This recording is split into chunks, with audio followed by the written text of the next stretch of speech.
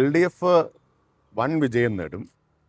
കഴിഞ്ഞ വർഷത്തേതിനേക്കാൾ സീറ്റ് നേടി LDF government വീണ്ടും അധികാരത്തിൽ വരും.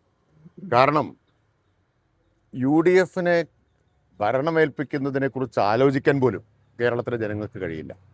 ഇപ്പോൾ വയനാട്ടിലെ ദുരന്തത്തിൻ്റെ ഫണ്ടിൽ പോലും അഴിമതി നടത്തിയവരുടെ കയ്യിൽ കേരള ഭരണം വന്നാൽ എന്തായിരിക്കും സ്ഥിതി? 10 വർഷം അധികാരത്തിന് പുറത്തു നിന്നതിൻ്റെ ആക്രാന്തം കൂടി UDF ഉണ്ടാവും.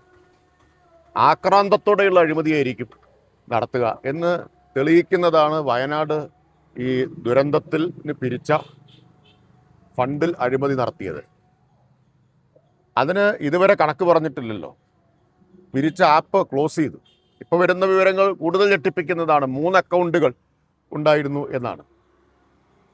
അപ്പോൾ അധികാരമില്ലെങ്കിൽ പോലും അഴിമതി നടത്തുകയാണ്. സാധാരണ ഒരു തെരഞ്ഞെടുപ്പ് ഘട്ടത്തിൽ ഭരണപക്ഷത്തിനെതിരായിട്ടാണല്ലോ അഴിമതി ആരോപണങ്ങൾ വരേണ്ടത്. 10 വർഷം അധികാരത്തിലിരുന്നൊരു ഗവൺമെൻറ്റിനെതിരെ, അതിലെ ഒരു മന്ത്രിക്കെതിരെ പോലും ഒരു അഴിമതി ആരോപണം പോലും ഉന്നയിക്കാൻ പ്രതിപക്ഷത്തിനായില്ല.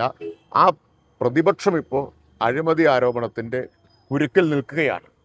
ആരോപണത്തിൻ്റെ അല്ല, ഇപ്പോൾ ആളുകൾക്കാർക്കും ഇനിയിപ്പോൾ അത് ആരോപണമല്ലല്ലോ, വ്യക്തമായി കഴിഞ്ഞതല്ലേ.